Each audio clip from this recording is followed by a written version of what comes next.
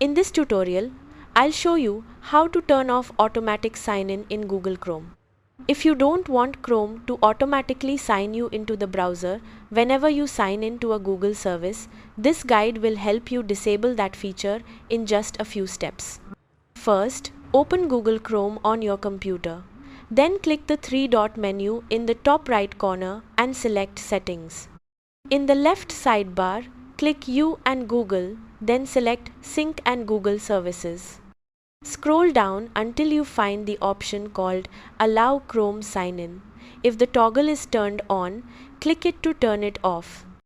Once disabled, signing in to Google websites like Gmail or YouTube will no longer automatically sign you into your Chrome browser profile.